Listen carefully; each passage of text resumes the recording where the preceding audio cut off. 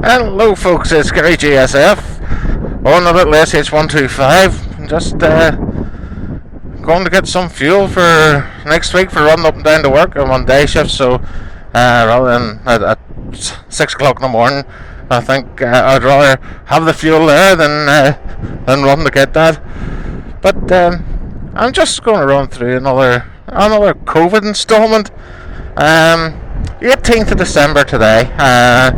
And we were all working up towards our COVID bubbles. Now, here we had 5 days of where we had a relax of COVID restrictions, and we could meet up with up to 3 families, and hospitality was open, and things were looking good. So. That was from the 23rd to the 27th of December, and we were all looking forward to it. But as a meeting of our governing executive come through, we are now on after 1 minute after midnight on Christmas Day, in the Boxing Day morning, the 26th. We are getting locked down further and tighter than we've ever been. So we're going for curfews. For the first week, we're going to have curfews from 8 o'clock at night until 7 o'clock in the morning, where no one should be out. Now, of course, me being an essential worker, I'll be allowed to go to and from work. All hospitality, non-essential retail, all shut down. Absolutely everything, even garden centres, the whole lot's getting shut down.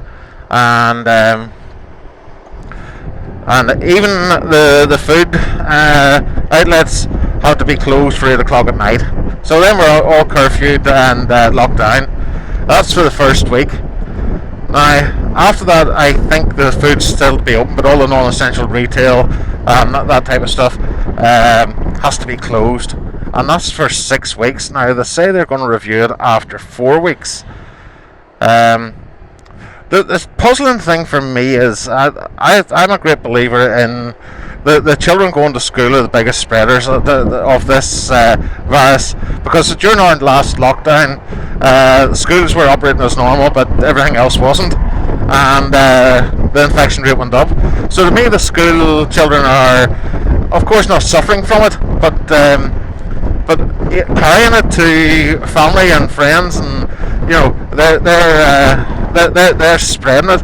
So again, they're staggering the schools going back on this super lockdown as we're going to have,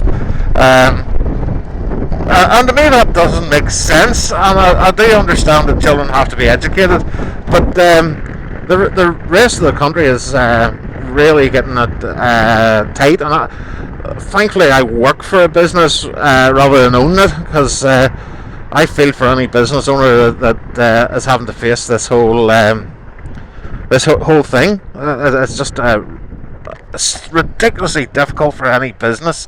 I know there's certain government incentives to try and help, but that's not that by no means covers it. So for me, the businesses are really getting, for want of a better term, they're getting shafted for the school kids being back at school, where they're not socially distanced, they're mingling without restrictions, and of course not suffering but carrying. So that's what I think our biggest problem is. Okay, I'm not a scientist, but with our last lockdown, with the schools still being there and the infection rate went up, it has certainly would pin down that it is the school kids that are carrying. So another real stringent lockdown, and that's us into February before we can hope for anything else, any relaxation. So it is a bit of an issue, but I think we're all getting a bit COVID weary. I have to say I'm COVID weary. I've played by the rules. I've worn my mask and I've kept the distance. But I'm getting weary of this, and we're not seeing normal people aren't seeing infections. The odd person that you hear of is infected, but not anyone directly. So the amount of conspiracy theories going around is unbelievable. So and you would just wonder, is there any credence in it? I I think there's some, but that's it. I'll get my fuel and come back to you.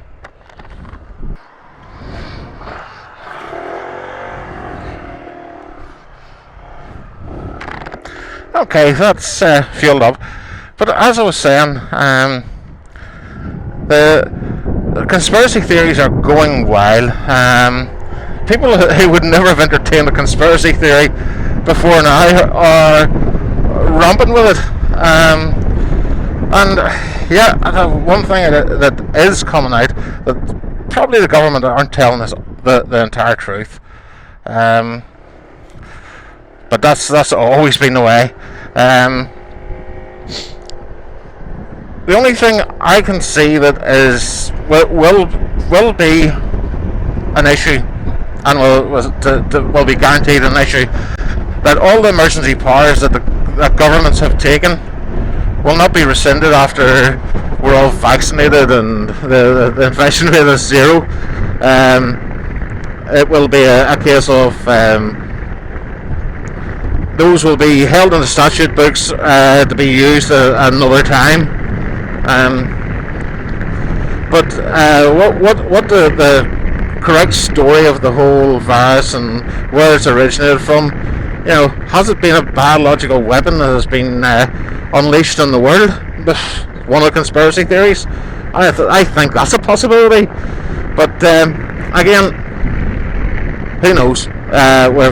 We're never going to know the truth. We can all suspect it, but we're never going to know. But I'm not looking forward to this lockdown. I think it is unfair. I think the schools are the issue, and they're not being dealt with. So not looking forward to just after Christmas. But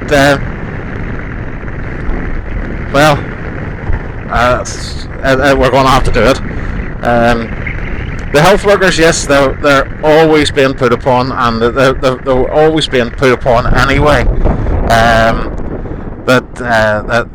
At this time of year, they were underfunded and not enough people to do the work, and this year's no different. And it has been the same issue every year, that there hasn't been enough people, not enough beds, and that for